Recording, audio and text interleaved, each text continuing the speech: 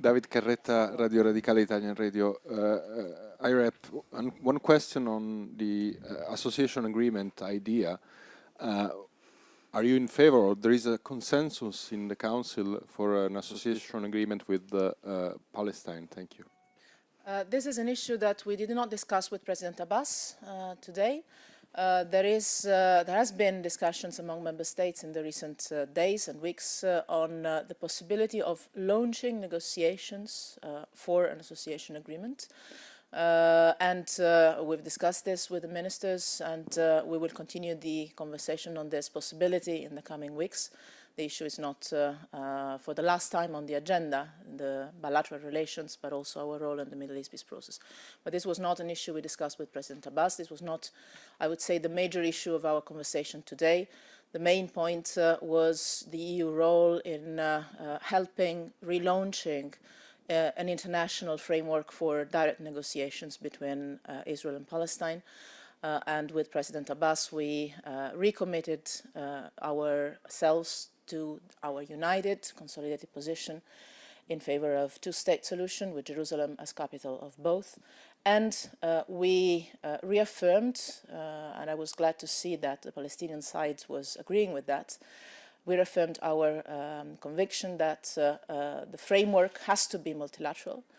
And so we will continue to work within the quartet, which means with our partners, the United States, the United Nations and Russia, enlarging this to a few Arab countries and possibly to Norway. It seems to me clear that the Palestinian president was perfectly fine with this idea of not having the United States as the only interlocutor for a peace process, but of having a multilateral framework in which the European Union has a central role, but is together with others, including, as I said, our partners in the quartet, including the United States. I think this is a very important development, and we will follow up on this in the coming weeks already.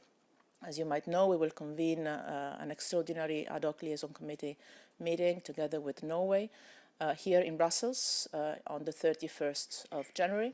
And that will be the first opportunity for all, meaning the parties, but also all the relevant players on the Middle East peace process, to convene around the same table after, let's say, the Jerusalem announcement by President Trump. We are trying to use our convening power as the European Union to bring all those that are relevant around the table.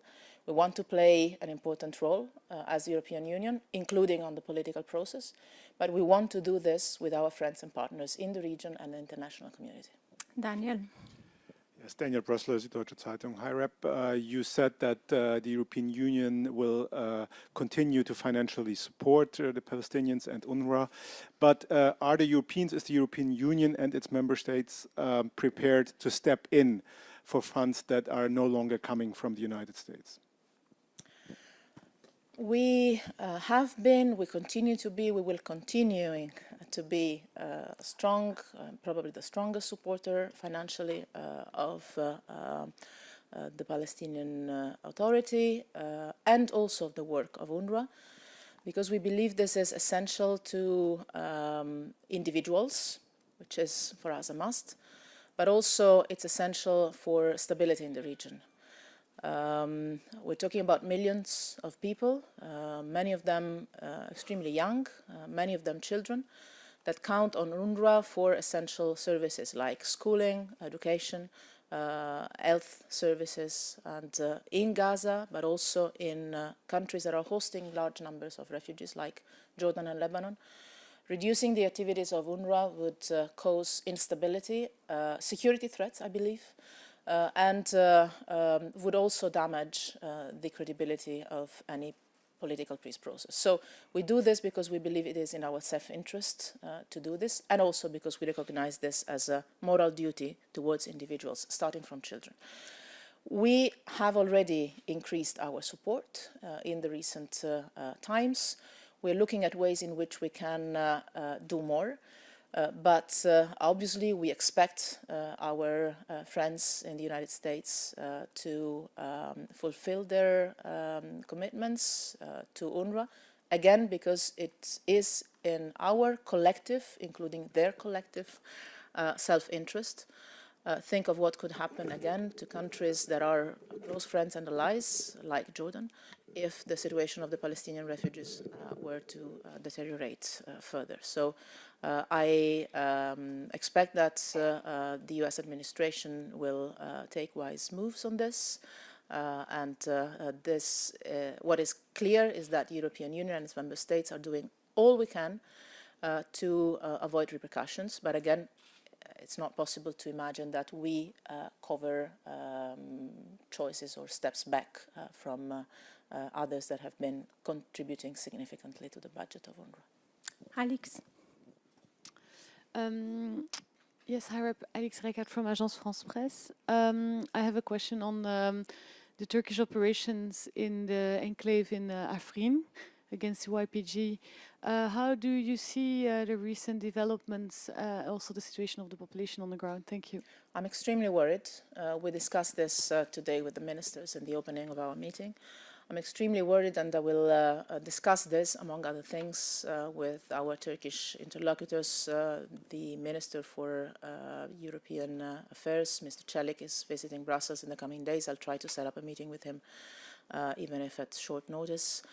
Extremely worried for two main reasons. I believe along the lines you have seen in declarations from member states. I don't see differences here in the European Union.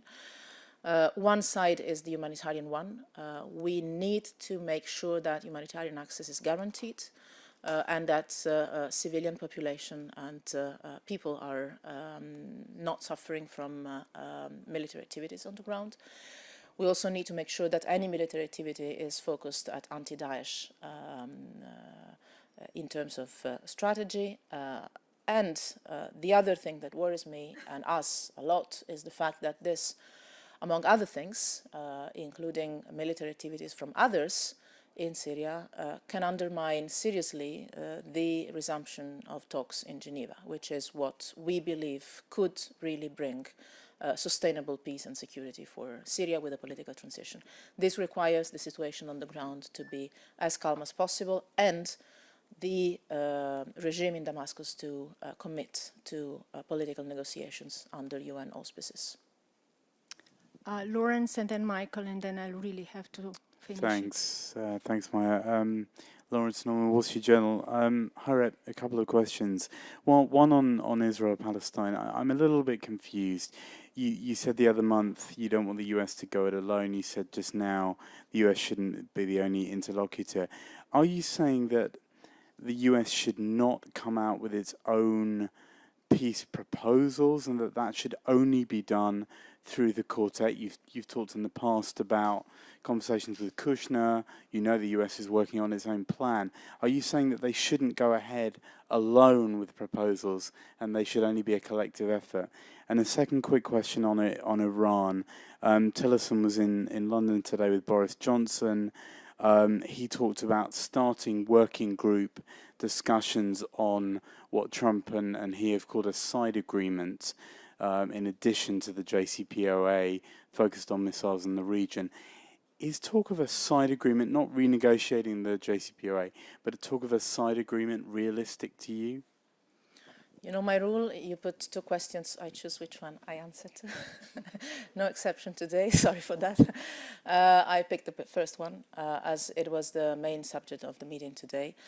What I'm saying is that it is quite clear by now, something that for us Europeans has always been clear, always, in decades, and in particular in these last years, which is that no credible talks and negotiation between the Israelis and the Palestinians will happen if it is only imagined as a US-only effort, but also that no effort will ever bring the two sides at the table if the international multilateral framework does not include the United States.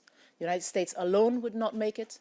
The international community without the United States would not make it. We need to join forces. We discussed this at length with President Abbas because we believe it is time for both the Israelis and the Palestinians to engage in direct negotiations, accompanied by a framework that is international and regional, that includes the United States, but it is not only provided by the United States. And this is the quartet, yes, indeed.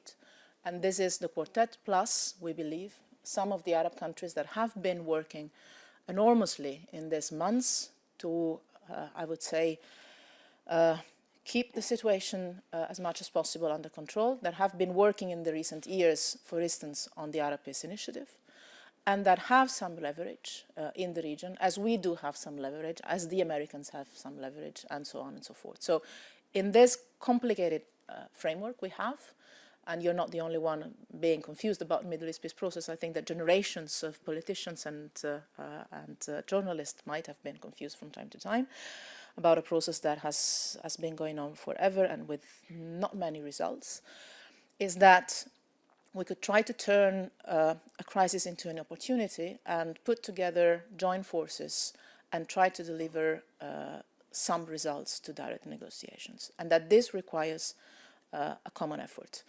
I'm not suggesting any specific timing or format for a US plan that nobody has seen so far. My impression is also that the US administration in these days might be busy with something different from that. But the point I make is that it was positive that the quartet met last week. We wanted that meeting to happen. We think it is important that we continue to work as one in the quartet, the four of us, and that we manage to involve others in this work. And this is why, again, I'm happy to see that with Norway we're going to have this meeting here in Brussels in 10 days from now. We need to bring forces together. It's not about who does it. The point is that one without the other, we won't make it, and we need to do it together. Michael. Michael Peel, Financial Times. High Rep, you, on the very day that you've met President Abbas and delivered the message that you just delivered, Vice President Pence has said that the US Embassy will not only be moved to Jerusalem, which we knew, but will be that will be done by the end of next year. That's a bit of a slap in the face for the EU, isn't it? Why?